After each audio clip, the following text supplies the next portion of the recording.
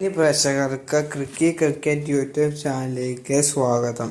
ഇന്ന് Australia versus Zimbabwe മത്സരം ഉണ്ടായിരുന്നു. ഞെട്ടിക്കുന്ന ഇതാണ് നമ്മൾ കാണുന്നത്. സിംബാബ്വെ ഓസ്ട്രേലിയനെ 23 റണ്ണിന് 2 ബോൾ ബാക്കിയിരിക്കെ തോൽപ്പിക്കുകയായിരുന്നു. T20 വേൾഡ് കപ്പിലെ സിംബാബ്വെ വേഴ്സസ് ഓസ്ട്രേലിയ മത്സരമായിരുന്നു. അതിൽ നല്ലൊരു ജയമാണ് ഇന്ന് സിംബാബ്വെ നേടിയിരിക്കുന്നത്.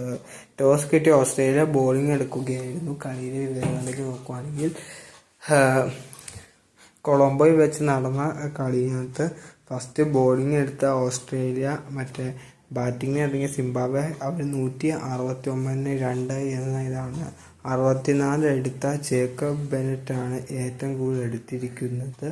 പിന്നെ മർമാണി എന്ന് പറഞ്ഞ പുള്ളി 35 റണ്ണും കൂടാതെ തന്നെ റിയാൻ ബ്രൂഡിൽ 35 റണ്ണുമാണ് എടുത്തിരിക്കുന്നത്. പിന്നെ അവസാനമായിട്ട് ഇറങ്ങിയ ഫിനിഷറായിട്ട് ഇറങ്ങിയ സിക്കന്ദർ റാസ അദ്ദേഹം ഒരു 25 റണ്ണ് 13 ബോൾ അങ്ങനെ 169-2 എന്ന് എടുക്കുകയാണ്. ബോളിംഗ് പെർഫോമൻസിൽ നോക്കുവാണെങ്കിൽ തന്നെ ഗ്രീൻ 1.1 ഓവറിൽ 6 റണ്ണും 1 വിക്കറ്റും കൂടാതെ തന്നെ സ്റ്റോയിനിസ് 3 ഓവറിൽ നിന്ന് 1 വിക്കറ്റ് പണിയാണ്. ബാക്കിയുള്ളവർ വിക്കറ്റൊന്നും എടുത്തിട്ടില്ല.